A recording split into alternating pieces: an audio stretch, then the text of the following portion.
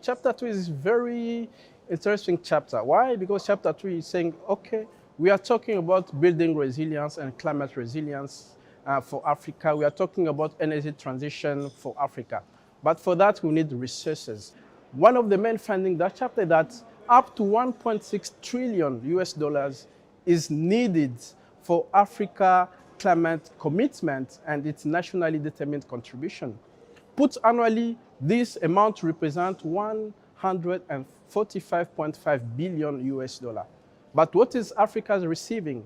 Africa is receiving only 18.3 billion a year if we consider the annual average of climate finance inflows over the past 4 years prior to the COVID-19 pandemic. So that leaves a climate financing gap of 127.2 billion a year, which needs to be filled. Do we have resources for that? Yes. Why?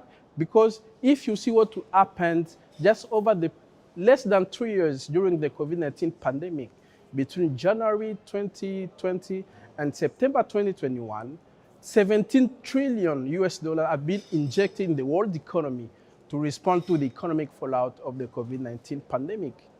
And out of that amount of money, 15.3 trillion, or about 90%, have been mobilized by the G20 developed countries, which have committed to mobilize 100 billion US dollar of climate finance for developing countries.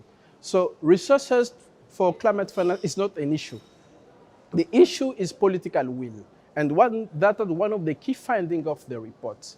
If countries have been able to mobilize so much money just for COVID-19 pandemic, why can't they do the same for climate change, which is a global phenomenon, which is a global threat to the world? So what we are saying in that chapter 3 that we need to find not only new financing instruments. We have carbon market, we have green finance, and green finance we have green bonds, we have green loans, we have sustainable bonds, we have sustainability-linked bonds and loans. So we have those kinds of innovative financing instruments that can be used and leveraged in order to fund additional resources for climate finance. But also African countries have a role to play. They need to make board reforms, not only in terms of governance reforms, not only in terms of financial instrument reform, not only in terms of mobilizing financial resources internally. They need to attract the private sector.